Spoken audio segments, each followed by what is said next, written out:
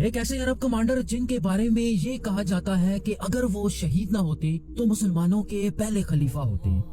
उनकी बहादुरी का ये आलम था कि नबी पाक सल्लल्लाहु अलैहि वसल्लम ने उन्हें असदुल्लाह व असदुर रसूल का लक़ब दिया, मतलब अल्लाह और उसके रसूल का शेर। जंगे उहद में शहादत पाने के बाद आपको सैयदुश शुहदा यानी तमाम शहीदों के सरदार के तौर पे जाना जाता है। व्यूअर्स, आज हम अल्लाह और उसके रसूल के शेर हजरत हमजा बिन अब्दुल मुत्तलिब की फैमिली ट्री की बात करेंगे। आप रजी अल्लाह ताला अन्हु का नबी पाक सल्लल्लाहु अलैहि वसल्लम से क्या रिश्ता था और आप में ऐसी क्या खसूसियात थी कि नबी पाक सल्लल्लाहु अलैहि वसल्लम आपसे बेपनाह प्यार किया करते। किन वजूहात की बिना पे अबू सुफियान की बीवी हिंदा ने आपकी लाश की बेहुरमती की और आपका कलेजा कच्चा चबाया, और आपके बच्चे कितने थे और मौजूदा दौर में बरसगीर में बसने वाले किस खानदान के लोग आपकी औलाद से होने का दावा करते हैं। इस शजरे को समझने के लिए हमें कबीला कुरैश के बानी फिहर बिन मालिक पे आना पड़ेगा, जो 3री सदी ईस्वी के दरमियानी सालों में अरब में जिंदगी गुजार रहे थे।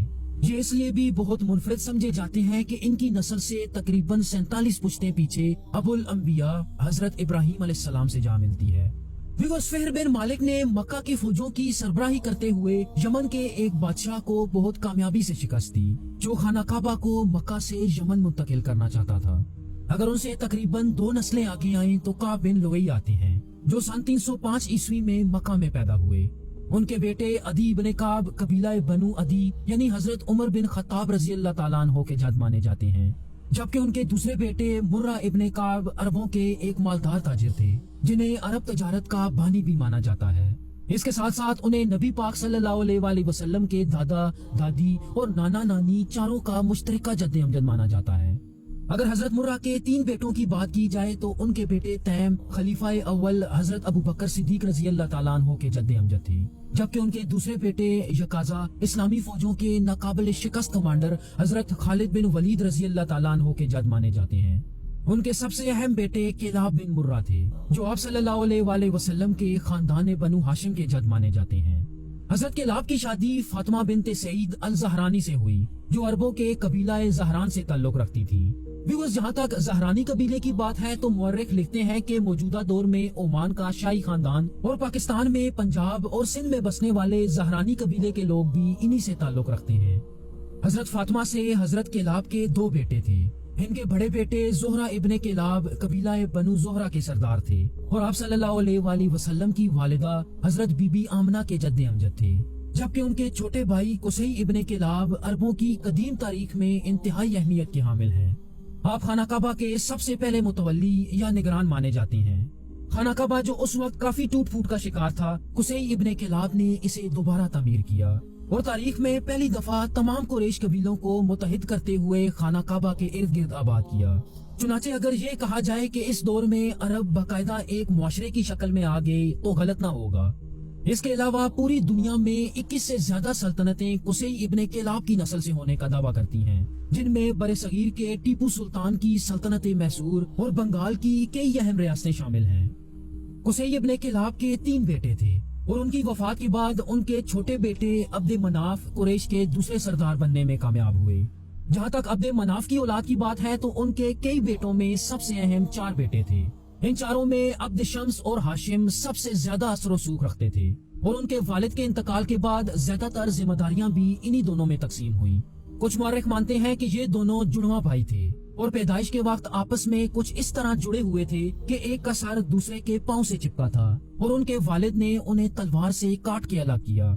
लेकिन इस सोच के बरक्स कुछ दूसरे मुअर्रिखीन ये मानते हैं कि हाशिम तो अब्दे मनाफ के हकीकी बेटे थे, लेकिन अब्द शम्स उनका अपना खून न था, बल्कि उन्होंने अब्द शम्स को गोद लिया और अपने बेटों की तरह पाला।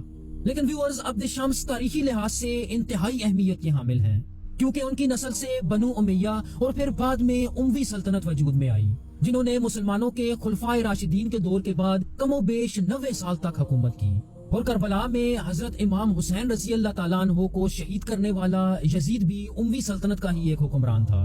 इसी तरह हजरत हाशिम कबीला बनु हाशिम के जद्दे अमजद थे। आप नबी पाक सल्लल्लाहु अलैहि वसल्लम के परदादा और हजरत हमजा रजी अल्लाह ताला अन्हु के दादा थे। उनका असल नाम अम्र था, जो उन्होंने खुद तब्दील करके हाशिम रखा। आप खाना काबा में आने वाले जायरीन की देखभाल के साथ साथ कबीला बनु कुरैश के तीसरे सरदार थे। ان کی قیادت میں مکہ عربوں کا دارالحکومت اور تجارت کا مرکز بن چکا تھا۔ اگر آپ کی اولاد کی بات کی جائے تو آپ کی 5 بیویوں سے 4 بیٹے اور 6 بیٹیاں تھیں۔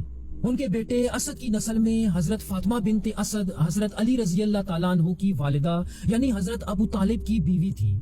ان کے سب سے اہم بیٹے شیبہ ابن ہشام تھے، جن کی پیدائش سے پہلے ہی حضرت ہاشم وفات پا چکے تھے، تو انہوں نے اپنی زندگی اپنے چاچا مطلب کے اثر و سوخ میں گزاری۔ یہی وجہ تھی کہ ان کا نام عبد المطلب پڑ گیا، جس کا مطلب تھا مطلب کا غلام۔ آپ قریشی قبائلی اتحاد کے چوتھے سردار تھے، اور آپ کی سب سے خاص بات یہ تھی کہ آپ نبی پاک صلی اللہ علیہ وآلہ وسلم اور حضرت علی رضی اللہ تعالیٰ عنہ کے دادا جبکہ حضرت حمزہ رضی اللہ تعالیٰ عنہ کے والد تھے۔ ویورز، یہ انہی کا دور تھا کہ جب ابرہہ خانہ کعبہ کو ڈھانے کی غرض سے مکہ کی طرف بڑھ رہا تھا۔ اس سال کو عام الفیل یعنی ہاتھیوں کا سال کہا جاتا ہے۔ اللہ نے ابرہہ کی فوج کو ابابیلوں کے ذریعے کنکریوں سے نیست و نابود کیا۔ اس کے علاوہ حضرت عبد المطلب کو زمزم کا کنواں دریافت کرنے کے لیے بھی جانا جاتا ہے، جسے قبیلہ جرم نے مکہ چھوڑتے وقت ریت سے بھر دیا تھا۔ ویورز، جہاں تک ان کی اولاد کی بات ہے تو ان کے سب سے اہم 4 بیٹے تھے، جن میں حضرت عبداللہ سے حضرت محمد صلی اللہ علیہ وآلہ وسلم اور حضرت ابو طالب سے حضرت علی رضی اللہ تعالیٰ عنہ کی نسل چلتی ہے۔